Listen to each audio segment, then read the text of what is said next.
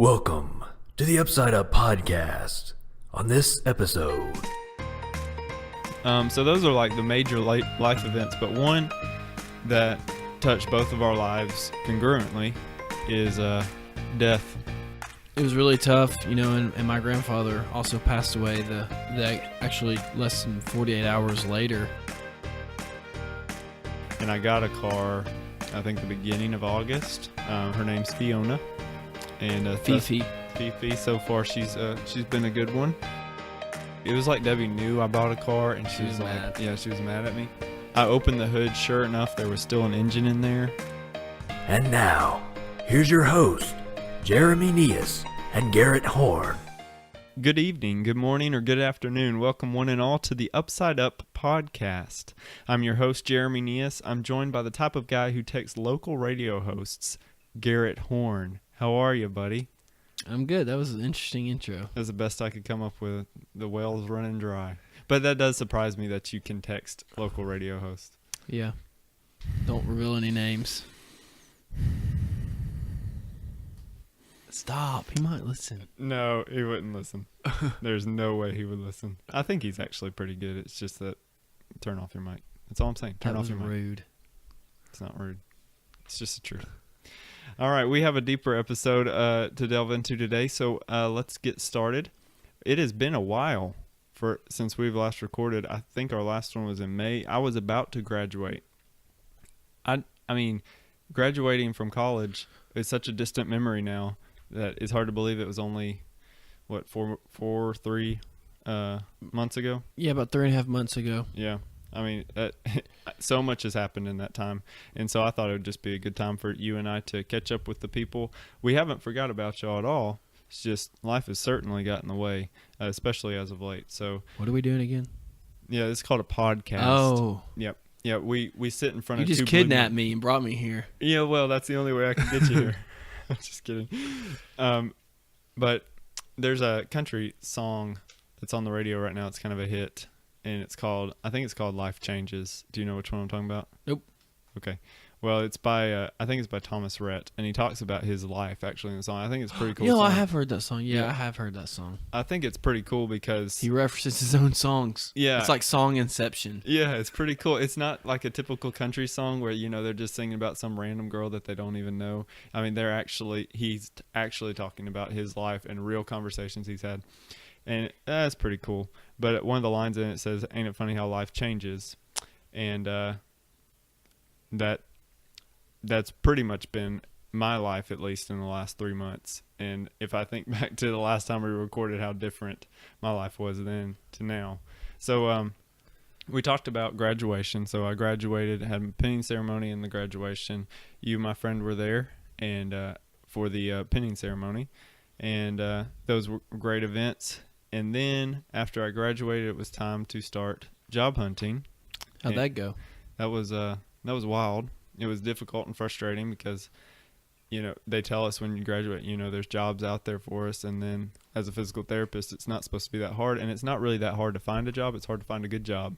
And that's, I guess, the first thing that I learned. But I was blessed enough to get a good job offer as a PRN position, which is where you start out kind of on call is the best way I know to put it. And you don't have like a set schedule every week. Some weeks you might work 40 weeks. Others, I think it was like the guarantee they would give me was 16 or something like that. It's for a private practice that was going to work out. And then right before that happened, I get an email from where I work now, TOC.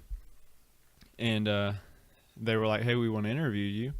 And it was for a full-time position. Their benefits were great. And as much as I hated to turn down this other company, I ended up going there to TOC and have been learning ever since. Are you glad you became a PTA? I am. It's a little bit different than I guess I imagined. Not necessarily in a bad way, but right now I'm just now getting my feet under me to where I can go into work and not feel really stressed going into work and that kind of thing, trying to learn a new job. So get back with me in a couple months and I'll probably give a better answer. But the orthopedic world it's a great place to learn. You see a lot of orthopedics. It's really driven home, like the protocols and all that type of stuff. But I do kind of miss seeing other diagnoses like Parkinson's patients and stuff like that, who I really enjoy treating. So, do you actually use what you learned in school, or are you kind of taught what to do there at the facility? Because, like, in a lot of fields, like accounting, I mean, I use some of what I learned and the concept of stuff, but most of what I learned in my job is just on-the-job training and learning about how we do business and stuff. So Sure. Well, yeah, I think it's very different from the accounting world, because I do think, like you said, it's a very much so on-the-job training type thing. I could not do my job safely without the schooling, but there is a lot of acquired stuff. Like the majority of my day, I take patients through exercises, right? A lot of those exercises, they don't really teach you in school. They reference them. You learn them in like one class, but a lot of what you learn is the anatomy of the body. So if you don't know the anatomy of the body, you don't know what exercises to do to strengthen the right muscles to help the patient. So from that point of view, and also what you learn later on in schooling about the different types of surgeries and stuff that you treat, the orthopedic patients, like the knee replacements, the rotator cuff surgeries, the hip replacements, all that kind of stuff. It takes a good understanding of the anatomy and what's going on in that surgery to really know how to help the patient. So I would say that you would have to have the schooling to do my job, but there's definitely certain aspects that can be done without schooling. So a little bit of both, but I think it's very different than the accounting world, where you can. I think that I would struggle without having accounting classes, but I feel like I could go to work with you and spend a year with you and figure out how to do your job, at least to some degree. Mm-hmm. Probably not with the same effectiveness that you can. But. Yeah, I mean, school, you definitely need school to get your foot in the door, but Sure. I feel like once you've got your foot in the door, I mean, it's about what you want to do with it. Amen. So. Yeah, that's pretty much every job, and that's how it is. You get the foot in, you have the basics, and it's where you go from there. Depends on your path. So anyway, so I'm working there, and that's been a blessing. It's been a learning experience for sure. The job hunt in and of itself was a learning experience. I was shocked, man, by how little I was interviewed. Like, I'm in the health field. Like, I can really hurt people if I don't know what I'm doing. And like, the questions they asked me were very, very few. Like, they just trust your schooling, basically. I was pretty surprised by that. I was expected to go through a ringer like what you talked about with your jobs. Like, your job interviews are super intense, and mine was like, how you doing? I was surprised about that, but I guess it's just, I don't know. I think it's the field, I guess. Yeah, they just trust that pedigree or that degree. Yeah, I guess so. And we're not dealing with millions of dollars. We're just dealing with humans. Whatever. Anyway, so got the job. In a span of about 8 weeks, I started a new job, passed my board exam. I got a car, I bought car insurance, and I moved out. 8 weeks. That was pretty intense, pretty rough time, and I'm just in my second week out on my own. The apartment hunt was crazy. Since we last talked, Stephen came up to me around the 4th of July. I think it was like July 2nd or 3rd or something. And he said that this gentleman was going to be coming to Pepper Road, our congregation, and was going to start a preacher training program. And that we could room together if I was still planning to move out. And I was like, that's an interesting prospect. It was sooner than I wanted to move out. But that's a really good opportunity to share rent with somebody. And so I got to know him. His name's Luke Capps, and we should have him on the episode soon, on the show soon. Excuse me. But anyway, so we were looking for an apartment. He moved down. We didn't have an apartment yet, so he lived with Steven. And anyway, we eventually got one, and we moved in a week ago this past Saturday. I think it was like August 17th or 19th or something like that. So been there. That's been quite the adjustment. I've lived in one house all my life. And I didn't really realize until now that that's kind of a weird thing. Yeah. Yeah. So I've never known what it's like to make another place your home. You will always dream of that house. Every time you dream, you will dream of being in that house. I still dream about my house from Madison like 10 years later. So you never dream? Do you ever dream of the Lindsay Lane house? No, every time I have a dream about like being at home with my family or something, Yeah, it's always in that house. that's crazy. I didn't know that at all. That's pretty cool. Well, I mean, I know you've told me something about that, I think, but I guess I didn't realize how that you never dream of the new house. Yeah. That's the only house I've ever known the Horns to have, so that's pretty cool. The car hunt, which we'll get more into that, was pretty intense. I looked for a car for a very long time, probably 2 or 3 months. I was looking for a car when we recorded last, and I got a car. I think the beginning of August is when I finally bought a car. I got one from that used to be Justin's, oddly enough. He sold it to somebody who used to go to church with us, and they sold it to me. Her name's Fiona, and Fifi. Fifi. So far, she's been a good one, and she's all cleaned up nice now, and enjoying her. And we'll talk about Debbie later on in the show. We're gonna do an ode to Debbie, so there's a little tease there. Got some good stories that we'll share. So those are like the major life events, but one that touched both of our lives congruently is death touched both of our lives in this time period. Papaw, which was Alyssa's and Amber's grandfather, he passed away. The details of it kind of foggy to me as to exactly what all went on for it to occur, but definitely life-changing to me. I've never really lost somebody like that before, and so that was a substantial part of my life, and I know it was for you too. We were there together when it happened. So Yeah, it was really tough, and my grandfather also passed away the actually less than 48 hours later. right, And it was from May to August was pretty tough because we just kind of watched him slowly decline, and right, especially with Papaw, Amber's grandfather. I mean, they just couldn't figure out what was going on with him. Yeah. They never fully figured everything out, and it was just that was a very tough week, and we're still struggling with that. But we're both confident that they're in a better place now, and right. that's helps you get through the day. But I think that if they could have picked how they went, this would have been the wave surrounded by Yeah, family. Absolutely, absolutely. It was a beautiful thing to see somebody of God go on to another life, and that's like I said, I never experienced that before. Changed my life for sure. It makes you think of things in a different way, and I needed that. So anyway, that definitely touched both of our lives. It was really hard for me, man, to watch you go through that. It was hard for me to watch Alyssa. It was hard for me to watch Amber, Mr. Lance, just go through that with Papaw, but then to watch you try to be strong through that, be strong for Amber, and then the same thing happens to you. So a lot of respect for you was gained in my eyes. Not that you needed any more respect, but I think you handled that about the best as you possibly could, and it was quite the struggle. So proud of you. That was hard. Appreciate that. Yeah, man. At the end of the song that we referenced earlier, it says life changes. Ain't it funny how life changes? And at the end of the chorus, it says, I wouldn't change it for the world, I think is the way he phrases it.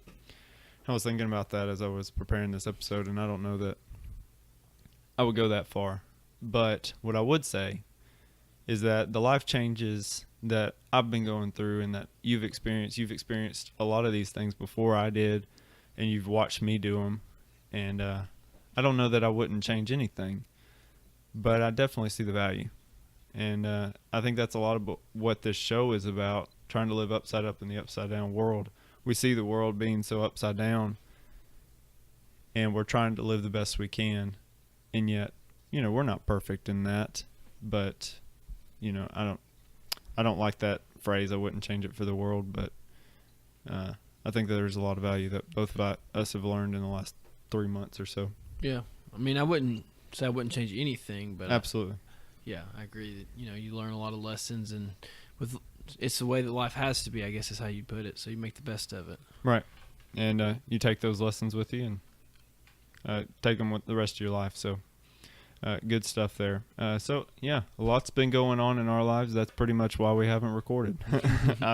In my free time, I've spent time with Alyssa, or I've been job hunting, or I've been practicing or studying for my board exam, or I've been apartment hunting, or the things that happen with the grandfathers that were in and around our lives. So lots going on. But on a lighthearted note, the Clash of the Wits is back. It is 9-8. Stephen winning last week. Justin, to my knowledge, did not get us a joke this time. He's had a lot going on in his life as well. But Stephen provided us with one. So let's hear it, Stephen. I got to tell you, I don't understand why they couldn't see that communism would be a failure. I mean, there were red flags everywhere. Dear me. Oh my! I think I've heard that one before. So I mean, otherwise it's funny, but I've already heard it. I've so it's never a little heard that. tainted. But Stephen would come with a political joke. Yep. That was quite on par. It's pretty good. All right, thank you, Stephen, for sending that in to us. Hopefully next time we'll have a competition between the two. But again, life has been crazy, so that would be the explanation for that. All right, moving on to our second topic of the day. I entitled it "An Ode to Debbie," and I think that it I have to tell the story on the podcast of that car. That car, I don't know. How would you describe Debbie? Old. Yeah, okay. I like it. Yes, that is true. Very old.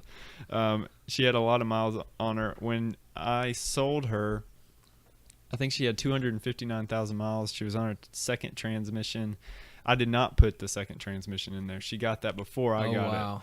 And so it's been a clunker of a transmission too. Like when you'd shift gears sometimes. Actually, I almost hit Alyssa one time because she was backing up and like she was going out of a parking lot and she went behind my car, and she was kind of close to my car. I popped mine in reverse. I had my foot on the brake, supposedly stopped. I popped mine in reverse just so that I can let my foot off the brake when she goes by. And my car like bucks and it like comes close to hitting her. Man. And I mean, like, what are you going to do? Anyway, clunker of a transmission. But so the start of the story is it came from a family friend. It was a 2001 Ford Taurus, white, paint chips. It was only an 01? 01. I guess like it was a 96 or something. Oh, yeah. Nope, not a 96, but an 01. And it came from a family friend from Tennessee. They were really kind. They basically just gave me that car because they moved and they didn't need this extra car. They had already had two cars. They didn't want to take the third one.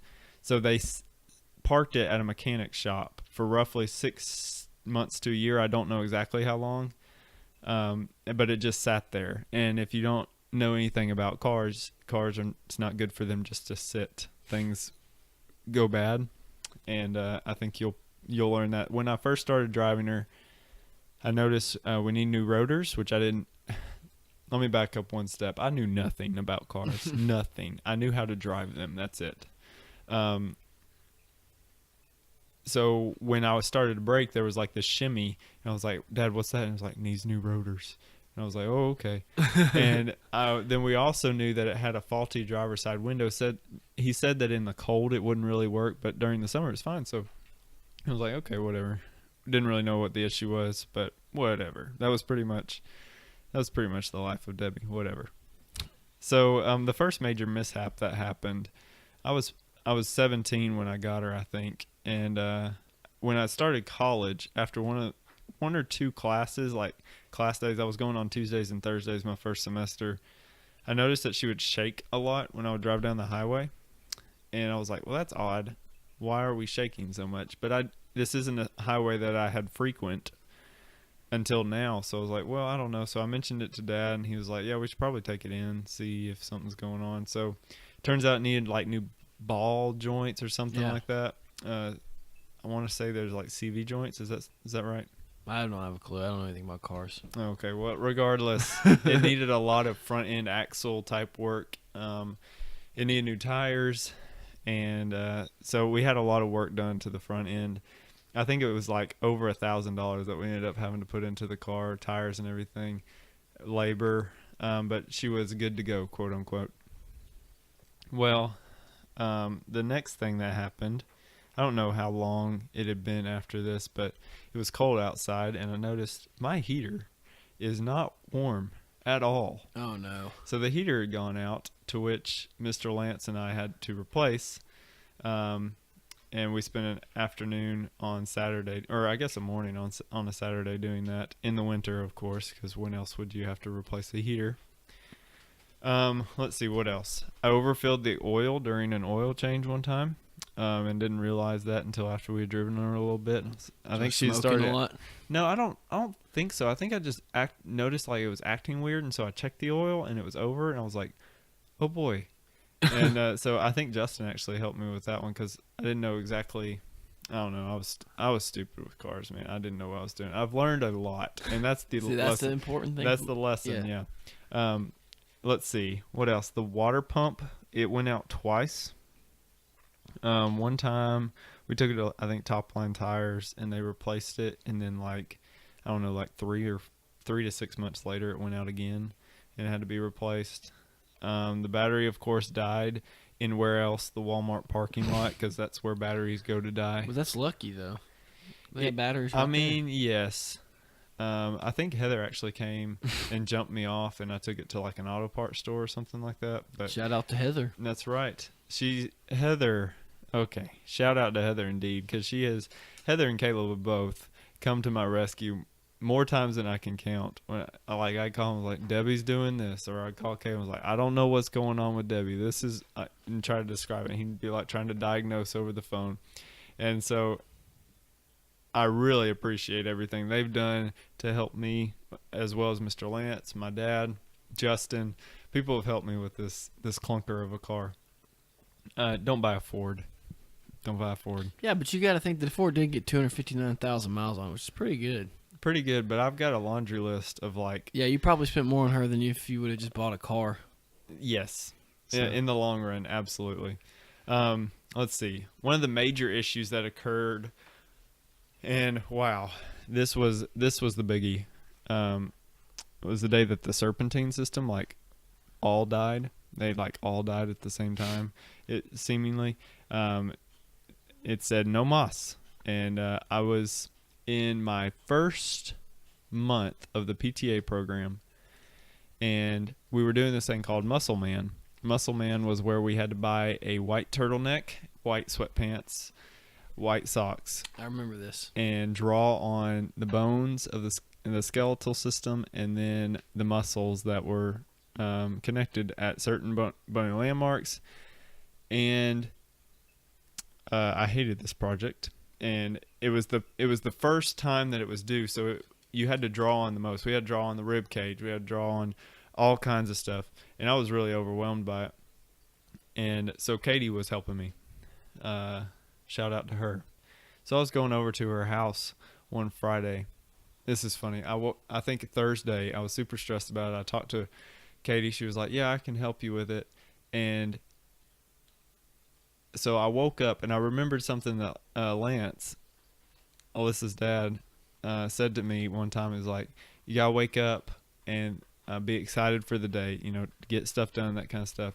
And so I was trying to do that because I knew I was really stressed, so I was trying to attack it that way. I was like, today's going to be good. We're going to handle this. I was super stressed about it. I jump in my car, take all my stuff over. I'm going to Katie's house, who lives like 17 minutes from my house. I'm like a mile and a half or something from her house, and the car like dies at a stop sign.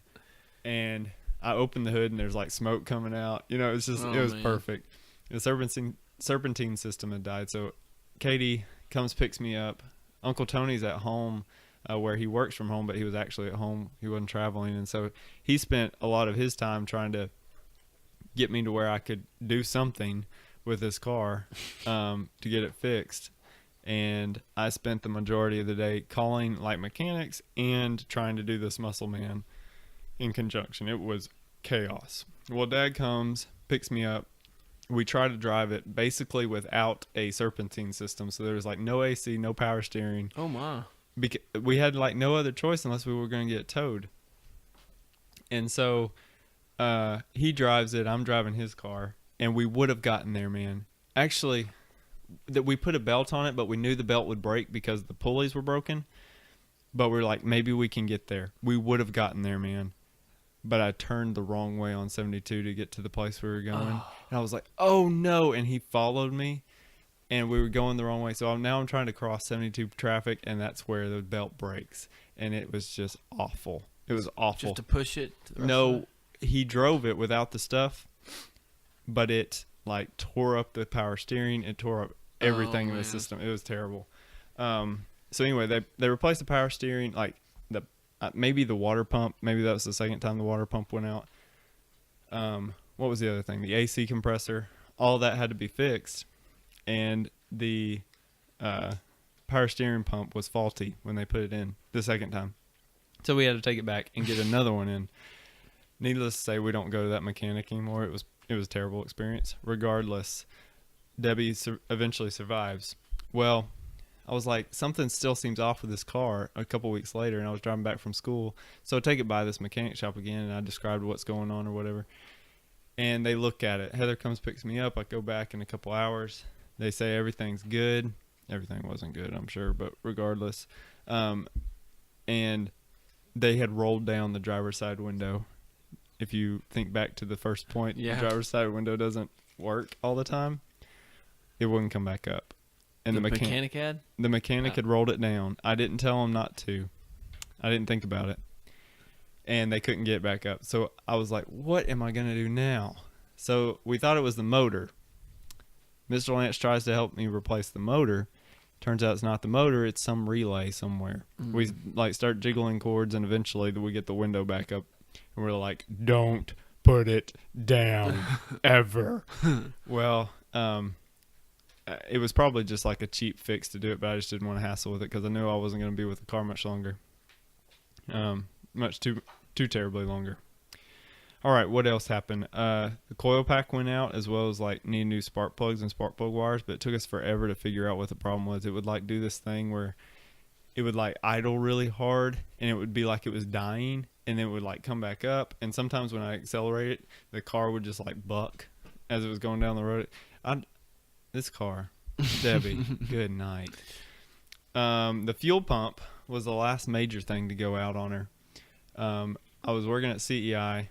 I went to Subway to get some dinner, get some lunch on my lunch break, and she like just dies, and I can't get her started again. Mr. Herbert has to come save the day. I don't even remember how all this went down, but eventually we got back to CEI. Johnny Lockaby, who's a member of our congregation now, he fixed the fuel pump, and that was good. Heather had to come help me take my tire, or she had to come get my car from my first clinical rotation, which thankfully was like 5 minutes from her house, but I had to take my car to get the tire fixed because it had like a hole in the tire. I couldn't get the tires rotated and balanced one time when I went in because they were such cheap tires that they wore weird because I had a bad front end alignment from a different mechanic that did it. It was horrible. It's horrible. Well, she's gone now. Yeah, she's gone.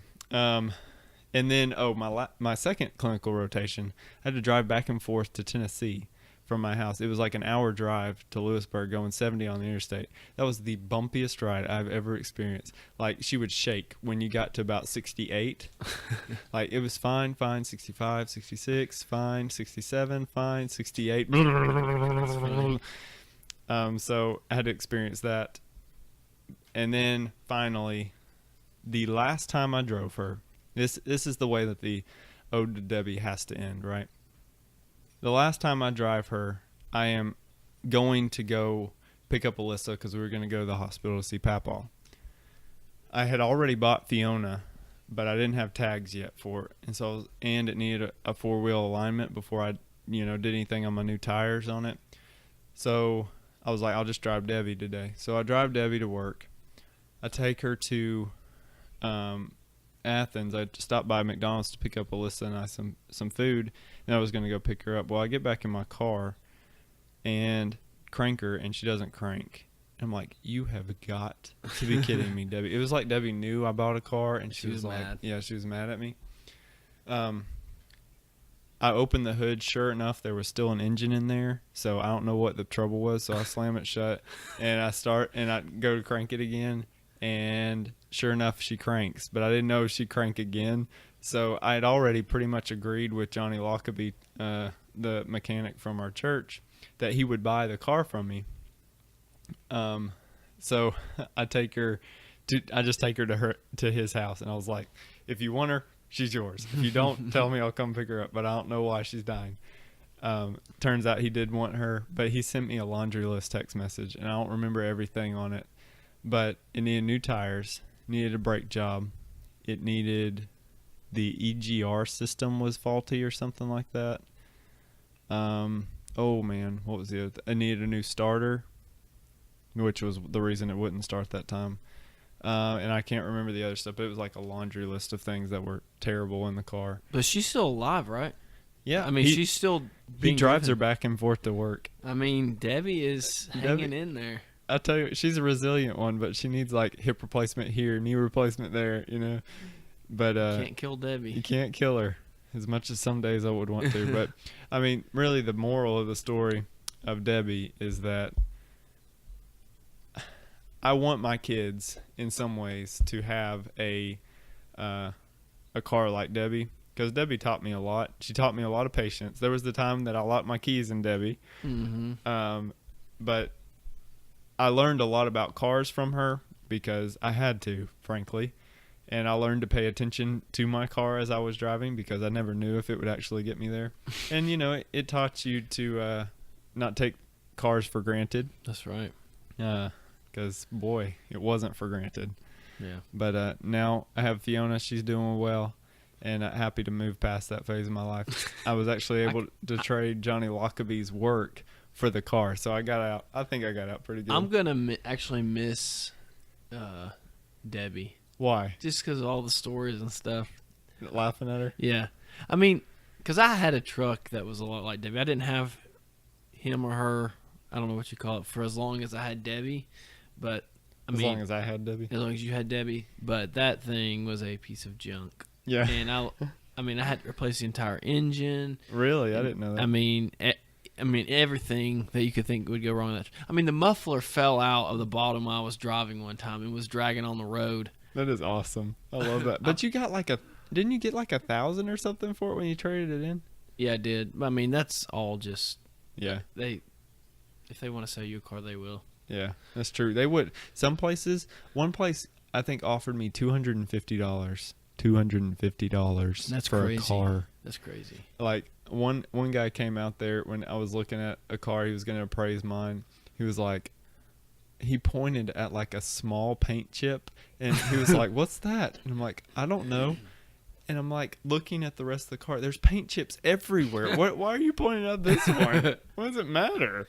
I mean, they knew that the oil leaked in mine too. I mean, I was straight up with them. It was like, it's a piece of junk. Yeah. Well, they knew mine was too, and they would basically say that. But it wasn't like they were going to work with me at all. And I think some of that's because it was a sedan. You can sell a truck for $1,000 and it doesn't even have to run. Yeah. You know, so.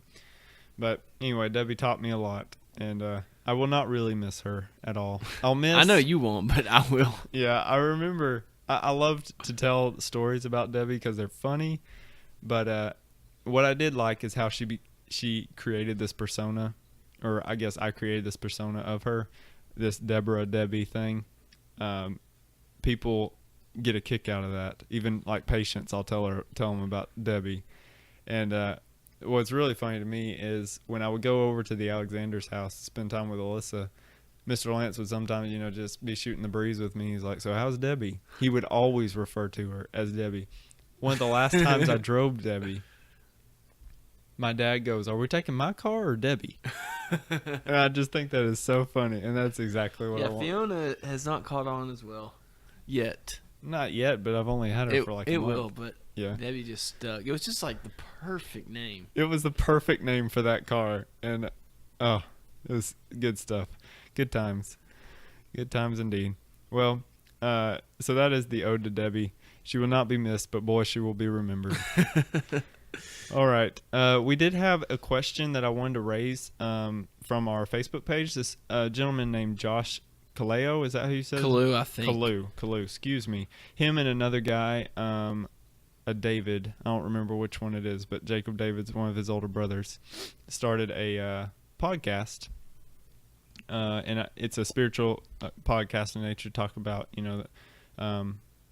fighting for the Lord in this world. I think it was kind of the main thing. And he wrote on our wall, he messaged me, messaged us on the podcast talking about his podcast and talking about ours, and then he wrote on our wall, really like the podcast, guys. Quick question for a new podcaster: how do you guys maintain a sense of structure while keeping a casual flow and vibe to the conversation? Thanks for your time. That's a great question, and I think that's natural. And I know I don't think that we Just do kidding. a good job of that. I but, agree. Yeah, but I do think. I think it helps, at least for me, when I try to host it. It helps for me to have an outline to go back to. But if it's conversational in nature, you and I just got to have a conversation, man. And I mean, we got to have some level of structure, but just think of it as a conversation. And that's what people like to listen to. If they can follow the thought processes and they make sense, then I think that you're on the right track. But not that I don't really have much experience. I don't feel like I'm qualified to answer. We just do it for fun, okay? Yeah, that's right. I mean, it is fun. But that's the best way I would answer it. His second question that he raised on our wall, he said, what's your favorite unconventional Disney movie? So unconventional, what I guess he means is like unpopular? How would you define, I suppose? I think that it's just like not one of the typical Disney movies. Yeah. So I don't know what I would say. I guess maybe Old Yeller. Is that a Disney movie? I think so. Can somebody look that up? Really I'm really 100% sure it is. I actually don't. I think it's like, that may be an MGM, I think it's Disney. which is Disney. They're kind of But they weren't at the time. Look at me trying to be a movie buff. pretty sure it's Disney. Oh, here we got an answer from Burr. Walt Disney. Okay. I'm right. Don't question my Disney, man. 1957 we get from Caleb. How about that? Old Yeller, That is really? unconventional, and I really like that movie. Why do you like that movie? It's a good movie. Like, in fact, even lately I've thought about I would really like to watch Old Yeller again. I mean, it's just a fascinating movie.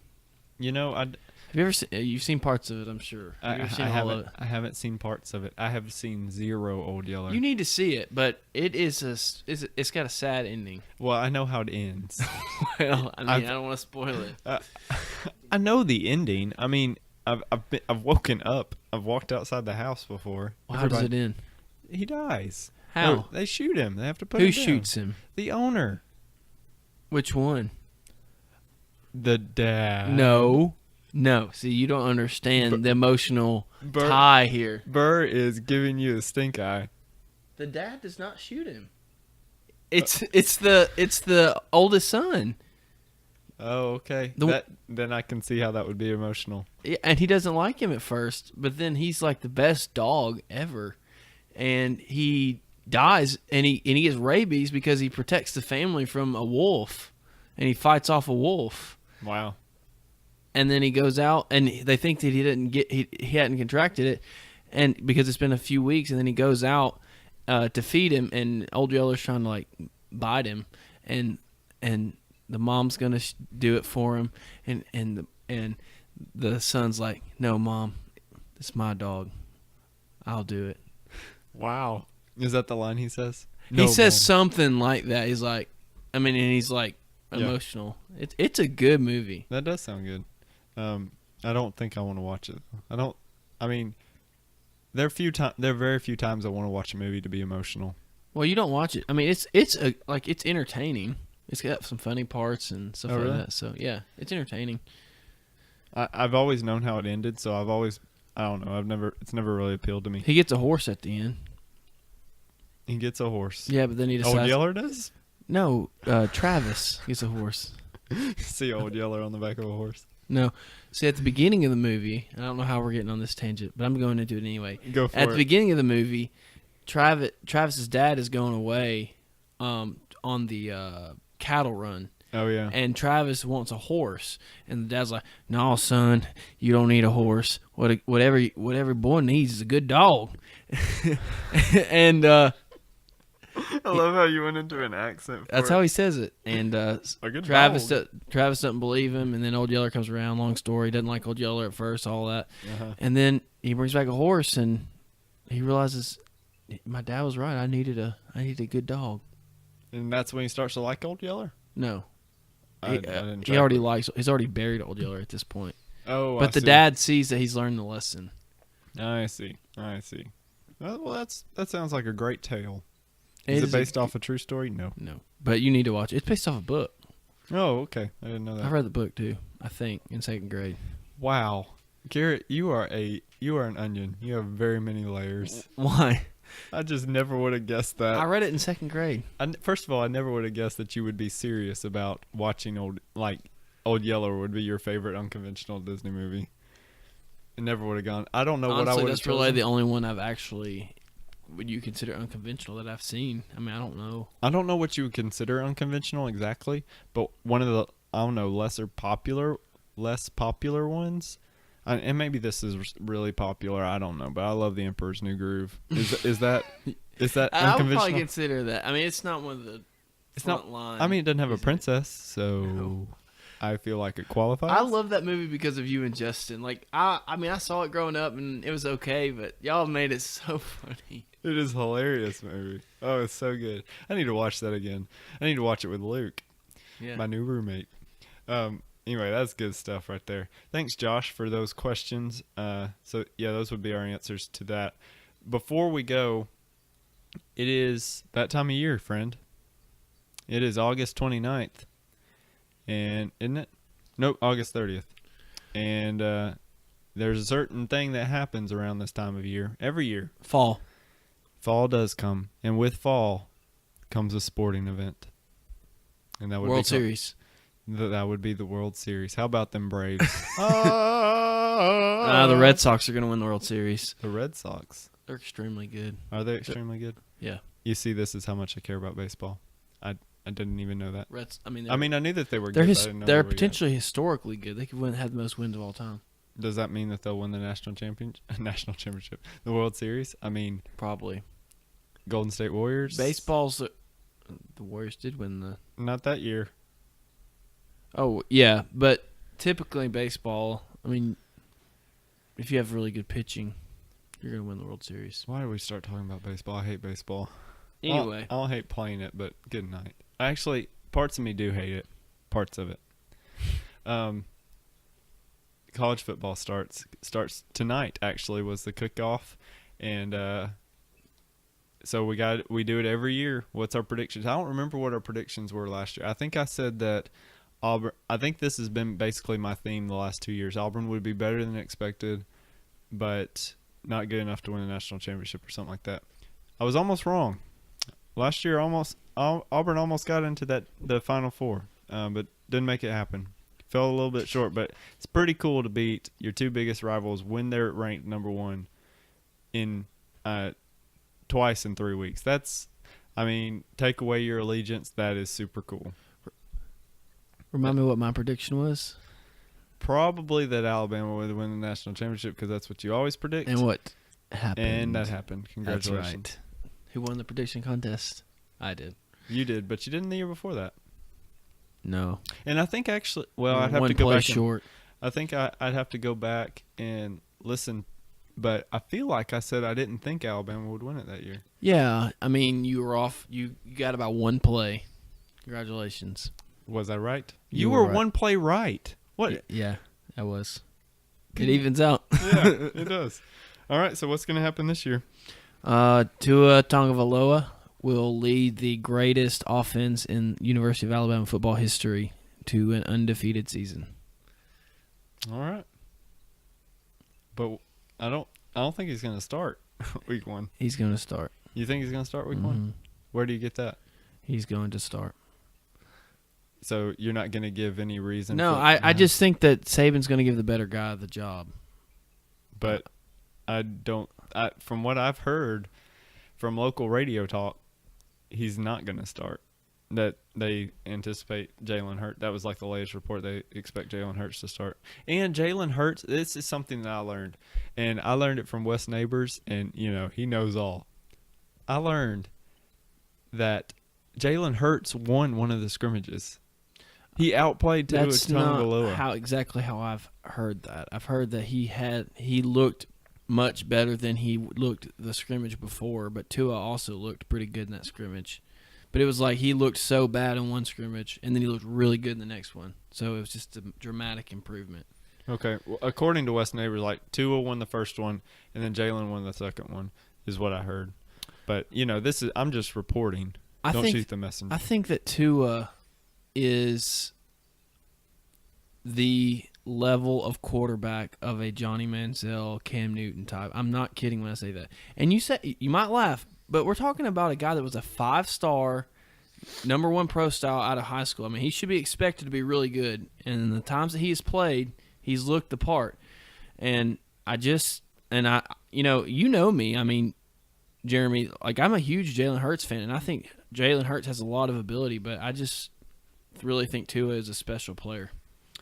Well, I think I'll give my 2 cents, and then I'll give my prediction for the year. I think that Tua definitely has immense amount of talent and immense amount of potential, but much like Johnny Manziel, he has the capability to throw games away in ways that I don't think Alabama's had, because he has such a good arm and such good accuracy.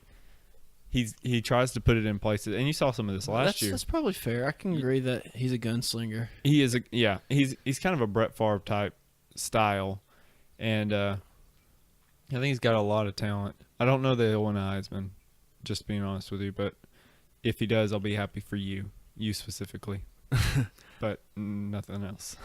But I actually do think Jalen will start, because I think that, to be honest with you, I think that I think Jalen has his heartstrings or something. It's weird. It is kind of strange, like that it's even a consideration, to be honest with you. But I'm not sure it actually is a consideration.